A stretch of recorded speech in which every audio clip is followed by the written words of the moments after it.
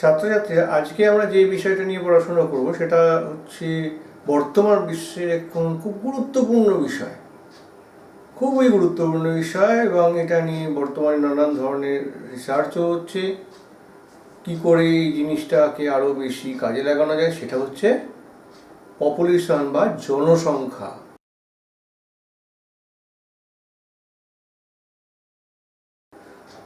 জনসংখ্যা একটা সম্পদ, সম্পদ বা মানব সম্পদ।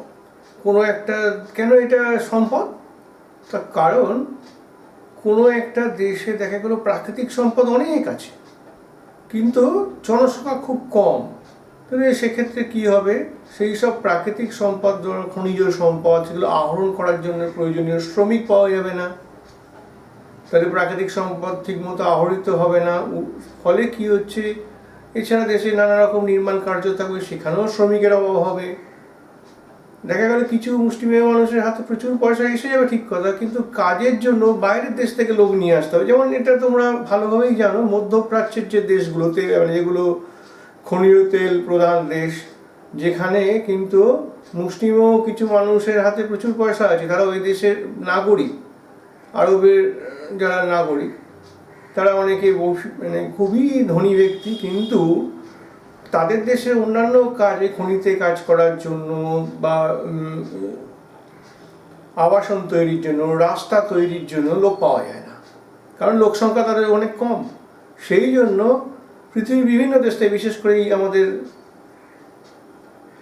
ভারতবর্ষ, বাংলাদেশ, পাকিস্তান, শ্রীলঙ্কা, এইসব দেশ থেকে প্রচুর মানুষ ওখানে কিন্তু কাজ করতে যায়। তার মানে কি, ওদের দেশে মানব সম্পদের পরিমাণ কম। এখন এই যে একটা সমস্যাটা, অর্থাৎ কোনো দেশের মানুষ অনেক বেশি, সেখানে প্রাকৃতিক সম্পদ প্রচুর থাকলেও সেটাকে ঠিকমতো ব্যবহার করতে গিয়ে মানে খুব জটিলতা তৈরি হয়ে যায়। আবার কোনো দেশের মানুষ এতটাই কম যে সেখানেতে প্রাকৃতিক সম্পদকে আহরণ করা খুব মুশকিল।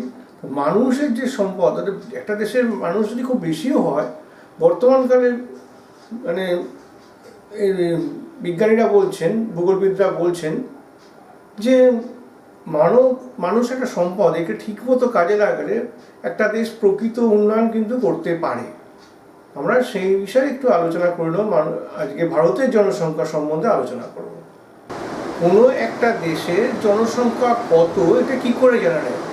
সেটার একটা পদ্ধতি আছে, এটা হচ্ছে জনগণনা। এই জনগণনাকে আমাদের দেশে বলা হয় আদমশুমারি, ইংরেজিতে বলা হয় সেন্সাস। এই সেন্সাস শব্দটা সেন্সরি থেকে এসেছে, এর অর্থ হচ্ছে মূল্য নির্ধারণ। এখন এই যে আদমশুমারিতে কি করা হয়, শুধু কি খালি জনসংখ্যা গোনা হয় তা নয়, শুধু মানুষ গোনা হয় না, মানে কটা মানুষ আছে সেটা দেখা হয় না, কজন স্ত্রী, কজন পুরুষ মানুষ আছেন সেটা দেখা হয়। সাক্ষরতার হার কাদের মধ্যে কেমন, অর্থাৎ স্ত্রীদের মধ্যে কেমন, পুরুষদের মধ্যে কেমন সেটা দেখা হয়। তাদের আর্থসামাজিক অবস্থা কেমন সেটাও দেখা হয়। এইভাবে জনগণনার মাধ্যমে কিন্তু অনেক কিছু তথ্য উঠে আসে, যার ফলে একটা দেশের আর্থসামাজিক চিত্রটা পরিষ্কার হয়ে যায়। আমাদের দেশেতে 1872 সালে প্রথম জনগণনা হয়, তারপর থেকে মোটামুটি 10 বছর অন্তর অন্তর এই জনগণনা হয়ে আসছে। আমাদের শেষ জনগণনা হয়েছে 2011 সালে, তার রিপোর্ট বেরিয়েছে অনেকদিন আগেই। এটা ভারতের 15তম জনগণনা। এছাড়াও জনগণনাতে অনেকগুলো জিনিস ধরা হয়, যেমন আয়ুষ্কাল, হয়তো পুরুষদের গড় আয়ু কত, স্ত্রীদের গড় আয়ু কত, শিশু মৃত্যুর হার কত, শিশু জন্মের হার কত, মানুষের, এই সমস্ত তথ্য কিন্তু জনগণনার মধ্যে এসে থাকে। ছাত্রছাত্রীরা, আমরা এখন কত জনসংখ্যা সম্পর্কিত কতগুলো পরিভাষা বা কিছু টেকনিক্যাল টার্ম একটুখানি জেনে নেব। জনাকীর্ণতা কাকে বলে? যখন একটা দেশের মূল যা সম্পদ, মোট যা সম্পদ, সেই তুলনায় যখন লোক সংখ্যা প্রচুর হয়ে যায়, অধিক হয়ে যাচ্ছে, সেটা হচ্ছে জনাকীর্ণতা। এটা হচ্ছে পপুলেশন গ্রোথ। আবার উল্টোটাও হয়, যখন কোনো একটা দেশের সম্পদের পরিমাণ যা সঞ্চিত আছে প্রাকৃতিক সম্পদ সেই তুলনায় লোক সংখ্যা অনেক কম, সেটা হচ্ছে নেগেটিভ পপুলেশন গ্রোথ।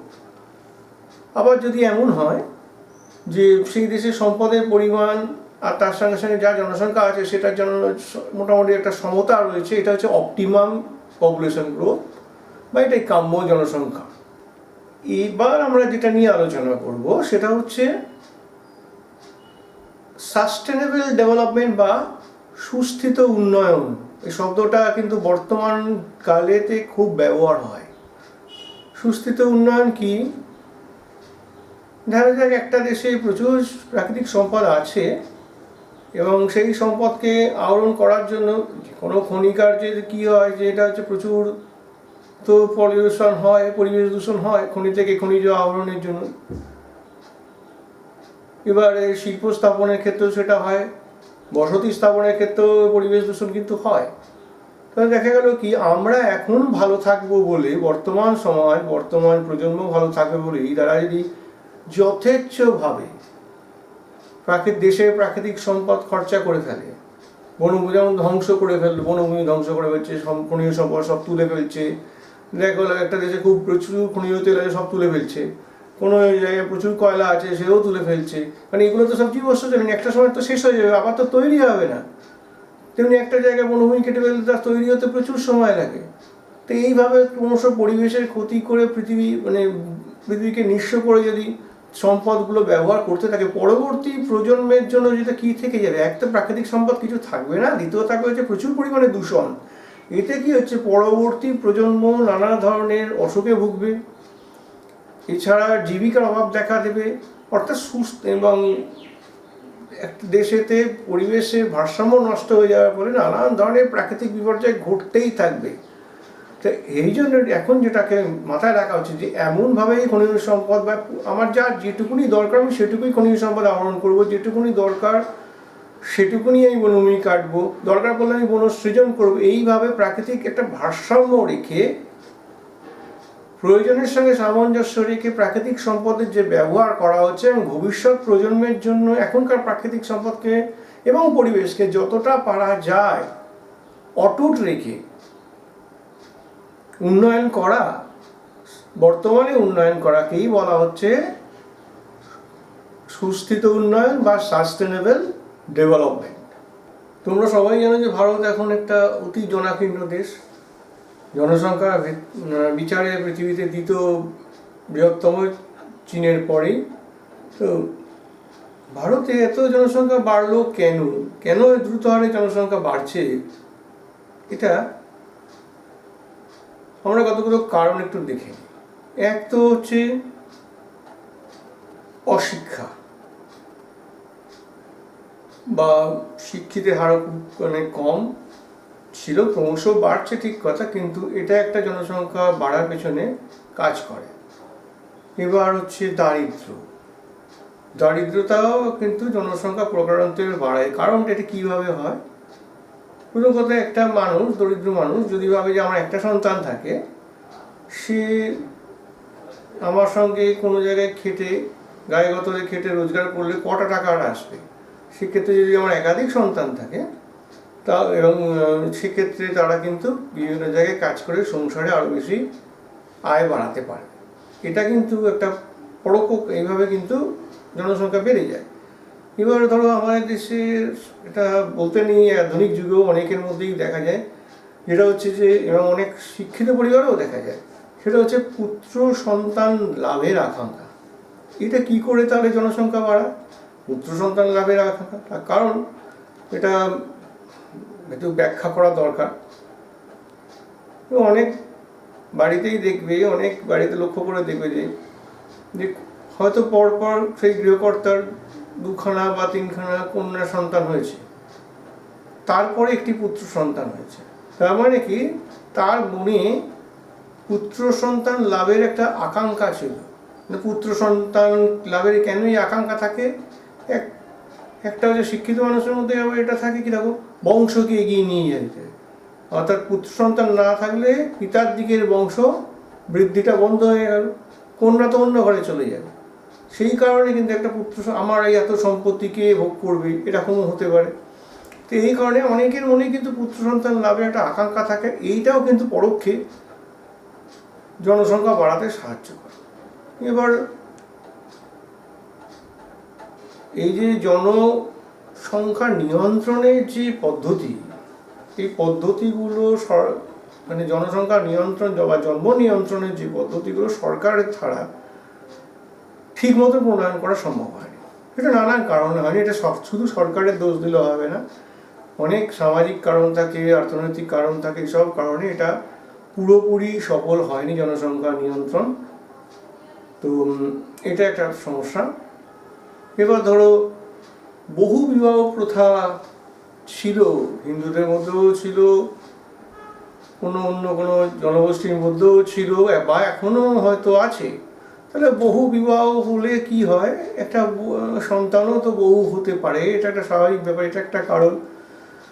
তারপরে অনেক এখনো গ্রামেগঞ্জে অপ্রাপ্তবয়স্ক ছেলে মেয়েদের বিয়ে দিয়ে দেওয়া হয়। বর্তমানে প্রবণতাটা অনেক কমলেও কিন্তু এখনো হয়, আর আগে তো প্রচুর হতো, শিক্ষিত সমাজের মধ্যেই হতো। তো এই যে বাল্য বিবাহ প্রথা ভারতবর্ষের মানুষের মধ্যে রয়েছে, এইটা কিন্তু জনসংখ্যা বাড়াতে সাহায্য করে। এবার স্ত্রী শিক্ষার অভাব, মানে এখনো মেয়েরা যথেষ্ট শিক্ষিত হয়েছে, কিন্তু তাহলে যদি ওভারঅল ধরা হয় তাহলে কিন্তু এখনো তারা অনেকটাই পিছিয়ে আছে। তো শিক্ষিত হলে কি, তার মধ্যে একটা আলাদা যুক্তি তর্ক এসে যায়, সে তার যুক্তি দিয়ে মানুষকে বোঝাতে পারে। তো স্ত্রী শিক্ষার অভাব ঘটলে সেক্ষেত্রেও কিন্তু প্রকারান্তরে জনসংখ্যার বৃদ্ধি পায়। এখন সব কিছু তো আর ওইভাবে বলে বোঝানো মুশকিল, তো এটা একটা কারণ। এবার আরও অনেক কারণে মানে ধরো রাজনৈতিক অস্থিরতা পার্শ্ববর্তী দেশে। ধরো আমরা জানি যে একটা সময় পূর্ব পাকিস্তান আর পশ্চিম পাকিস্তানের ব্যাপারটা তোমরা অনেকেই শুনেছ। তো এর ফলে কি, যে পশ্চিম পাকিস্তানের অত্যাচারেতে পূর্ব পাকিস্তান, মানে অধুনা যে বাংলাদেশ, যেটা 1971 সালে স্বাধীনতা লাভ করে পশ্চিম পাকিস্তানের হাত থেকে, তো সেই বাংলাদেশ থেকে প্রচুর মানুষ দলে দলে ভারতবর্ষে এসেছেন এবং এখনো আসছেন। এটা কিন্তু প্রকারান্তরে জনসংখ্যা বাড়িয়ে দিচ্ছে। এছাড়া ধর্মীয় অনুশাসন আছে, অনেক ধর্মেতে জন্ম নিয়ন্ত্রণ নাকি পাপ, তো সেই কারণে সেই সব ধর্মের মানুষদের মধ্যে জনসংখ্যা নিয়ন্ত্রণের খুব একটা প্রভাব পড়ে না, ফলে সেই সব গোষ্ঠীতে জনসংখ্যা বাড়ে। এবারে হচ্ছে মানুষের গড় আয়ু বৃদ্ধি, চিকিৎসা শাস্ত্রে যে উন্নতি হয়েছে আগের থেকে, আগে যেমন কি, এখন আমরা যে করোনা পরিস্থিতির মধ্যে আছি, সারা বিশ্বে প্রচুর মানুষ মারা যাচ্ছে, কিন্তু একটা সময় কিছু প্লেগ হতো, কলেরা হতো, ফ্লু হতো, এর ফলে কিন্তু মাঝে মধ্যেই মানুষ মারা যেত।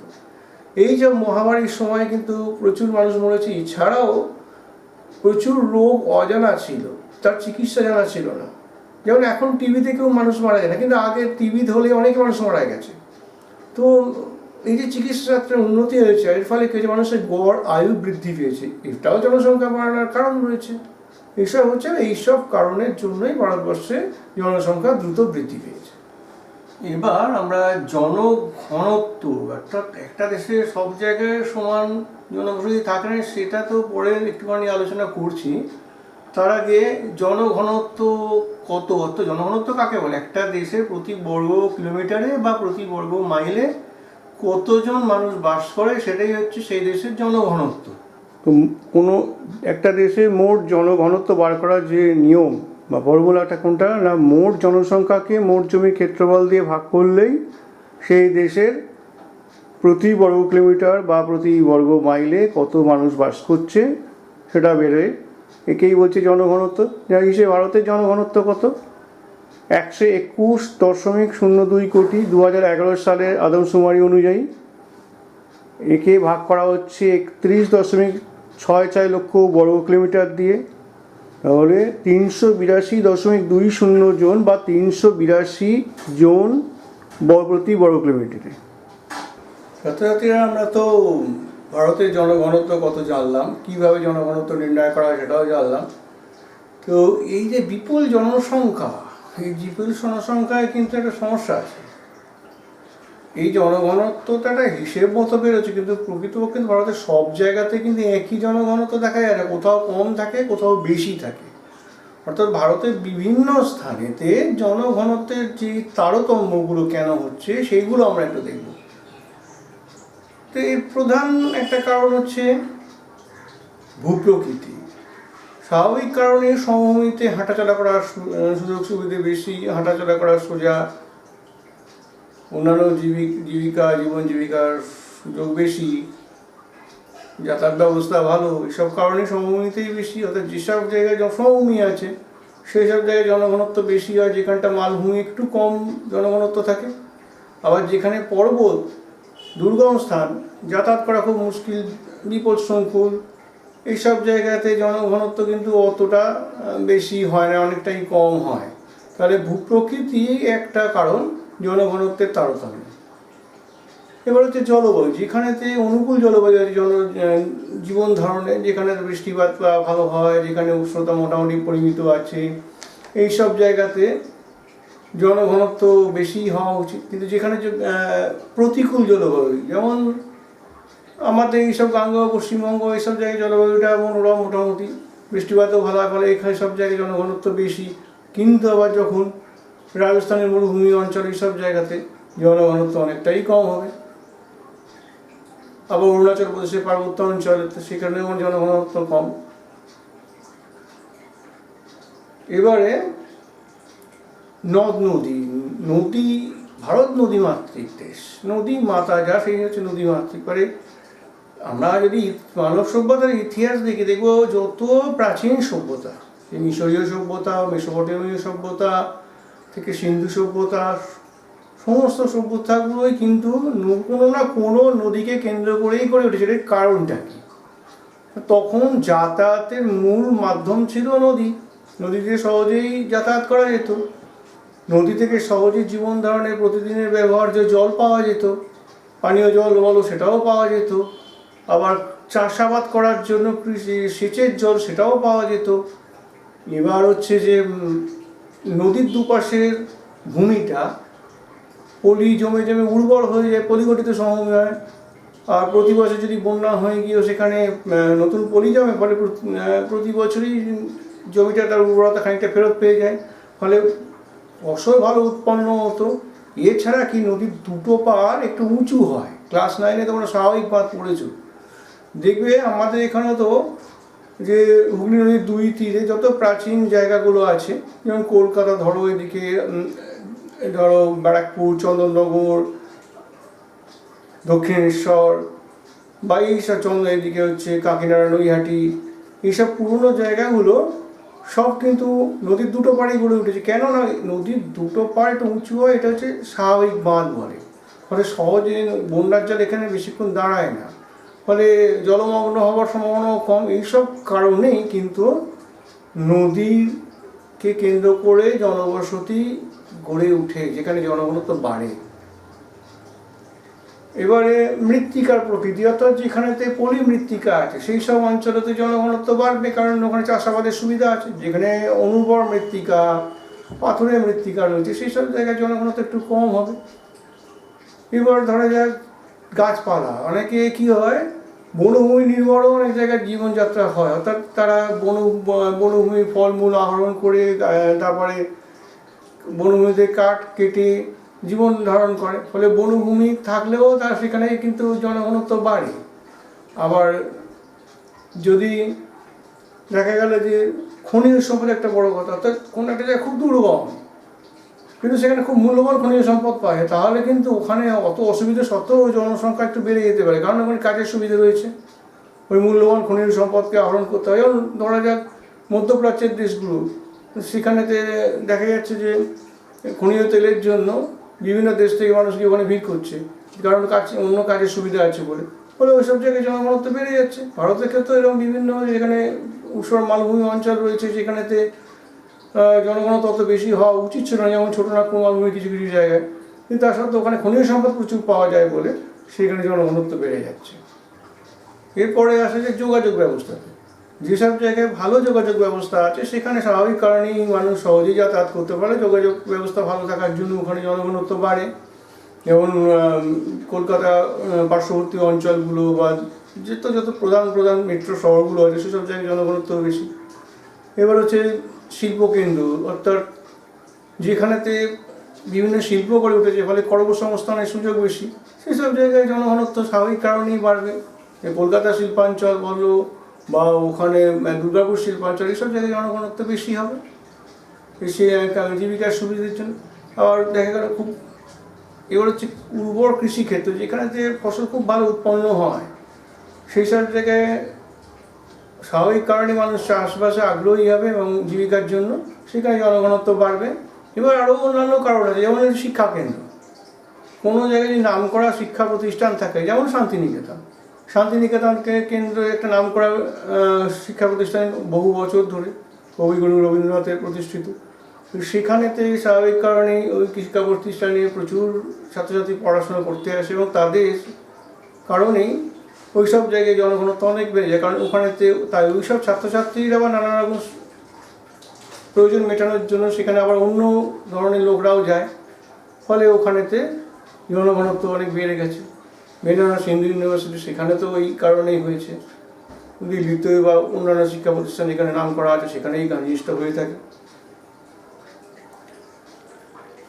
এছাড়া যদি প্রশাসনিক কেন্দ্র হয়, যেমন কোনো জায়গায় যে রাজধানী শহর, যেমন কলকাতা পশ্চিমবঙ্গের রাজধানী শহর, সে সমস্ত প্রশাসনিক কাজকর্ম এখান থেকেই হয়ে থাকে। বিভিন্ন অফিস আদালত সব এখানেই বেশিরভাগ রয়েছে, ফলে এখানে কী হচ্ছে, স্বাভাবিক কারণেই মানুষ কাজ করতে আসে। জনসংখ্যা এখানে দৈনন্দিন জনসংখ্যাও বাড়াকমা করে এবং স্বাভাবিক কারণে এখানে মানুষ থেকেও যায় অনেকে, ফলে জনসংখ্যা বাড়ে। এছাড়া প্রাচীন ধর্মীয় স্থান হচ্ছে যে বেনারস বলা যেতে পারে, দ্বারকা বা এইসব বিভিন্ন ধর্মীয় স্থানগুলোতে ধর্মীয় কারণেই মানুষ সেখানে থাকতে আগ্রহী হয়, যেতে আগ্রহী হয়, ফলে ওইসব কারণে ধর্মীয় কারণেও যদি জনসংখ্যা বাড়ে। এছাড়া কিছু প্রাচীন ঐতিহাসিক শহর আছে যেসব জায়গায় স্বাভাবিক কারণে জনসংখ্যা অনেক বেশি থাকে, আগ্রা, দিল্লি, এইসব জায়গাতে স্বাভাবিক কারণেই জনসংখ্যা বেশি রয়েছে, ঐতিহাসিক কারণ একটা রয়েছে। এছাড়াও পর্যটন কেন্দ্র যদি কোনো জায়গায় থাকে, যেখানে যেমন দার্জিলিং, সিমলা, কুলু মানালি, এইসব জায়গা হচ্ছে পর্যটন কেন্দ্র। এই পর্যটন কেন্দ্রে পর্যটকরা আসে এবং তাদেরকে সেবা করার জন্য, তাদের পরিষেবা দেওয়ার জন্য কিন্তু নানা ধরনের মানুষ এখানে চলে আসে, কারণ জীবিকা সুবিধা সংস্থা নয়। এইসব পর্যটন কেন্দ্রগুলোতে কিন্তু জনসংখ্যা স্বাভাবিক কারণেই বাড়তে থাকে। এছাড়াও একটা কারণ আছে সীমান্তবর্তী অঞ্চল, বিশেষ করে আমাদের ভারতবর্ষে এটা খুব সমস্যা।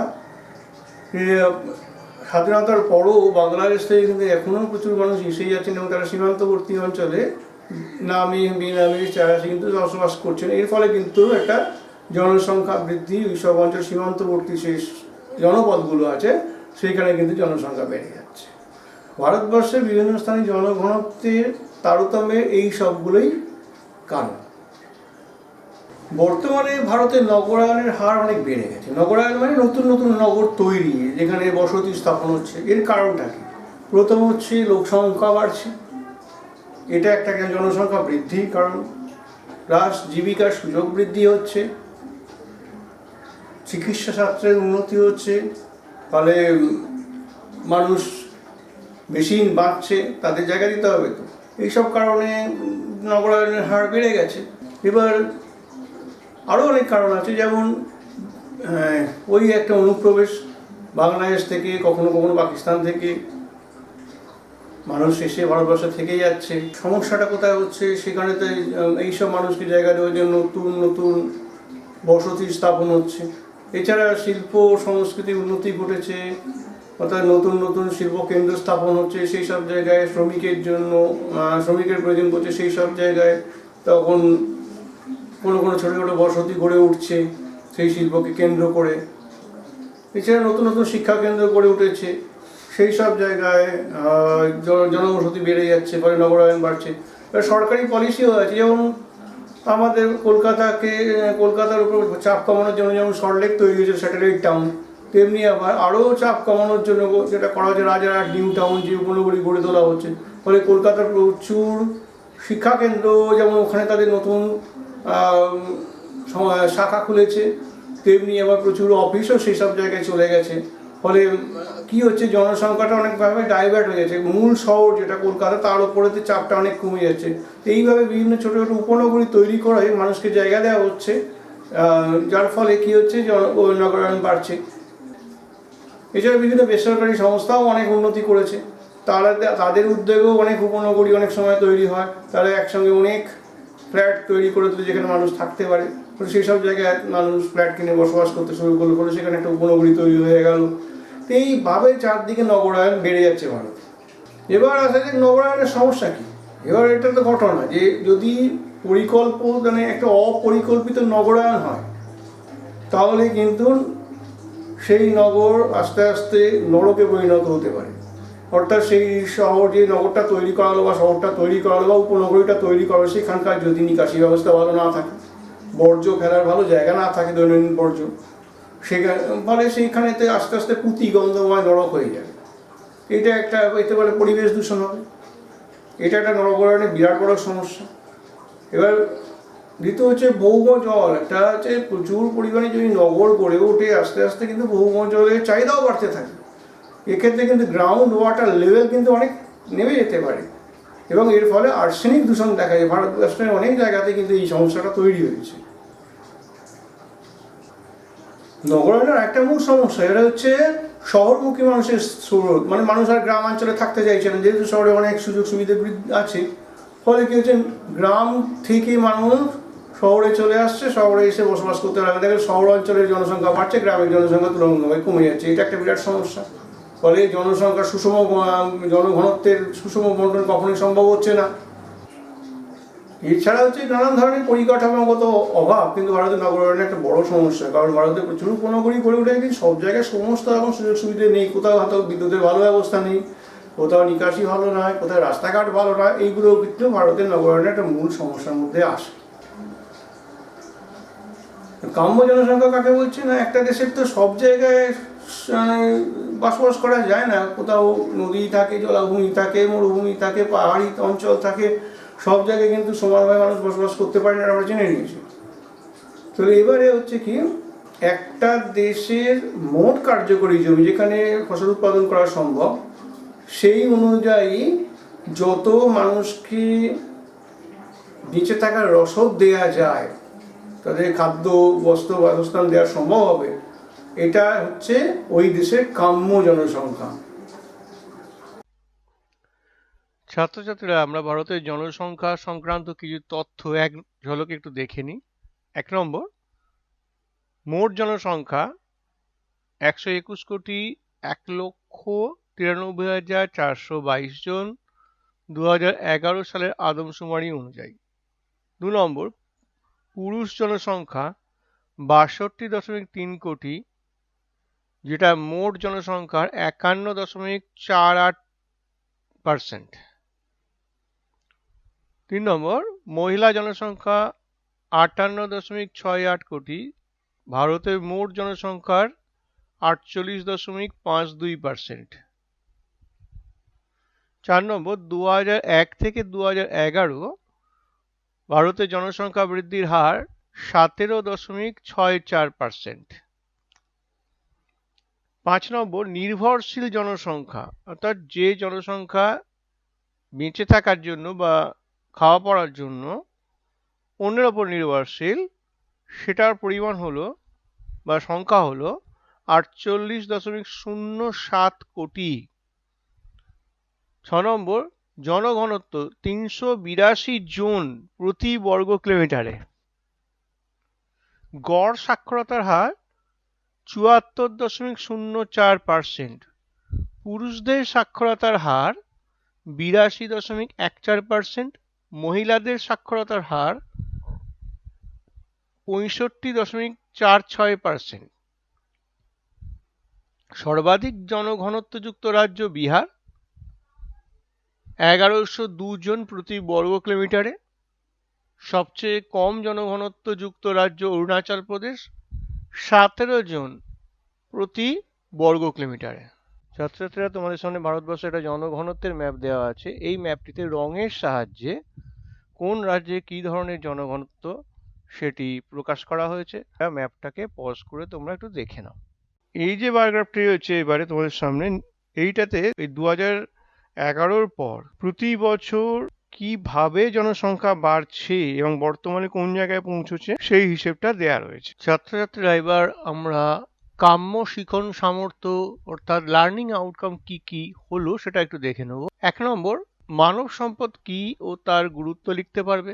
2, আদমশুমারি কাকে বলে তা লিখতে পারবে। 3, জনঘনত্ব কাকে বলে ও কি করে নির্ণয় করা হয় তাও লিখতে পারবে। 4, ভারতের দ্রুত হারে জনসংখ্যা বৃদ্ধির কারণ লিখতে পারবে। 5, ভারতের বিভিন্ন স্থানে জনঘনত্বের তারতম্যের কারণ লিখতে পারবে। 6, সুস্থিত উন্নয়ন কাকে বলে তা লিখতে পারবে। 7, কাম্য জনসংখ্যা কি তা বলতে পারবে। 8, নগরায়ন কি ও তার কারণ লিখতে পারবে। 9, নগরায়নের সমস্যা লিখতে পারবে। ছাত্রছাত্রীরা এবার তোমাদের বাড়ির কাজ বা হোম অ্যাসাইনমেন্ট নেবার পালা। আমি প্রথমে কিছু 2 নম্বর ও পরে কিছু 5 নম্বরের প্রশ্ন দিচ্ছি। প্রথমে 2 নম্বর। 1, আদমশুমারি কাকে বলে। 2, জনঘনত্ব কাকে বলে।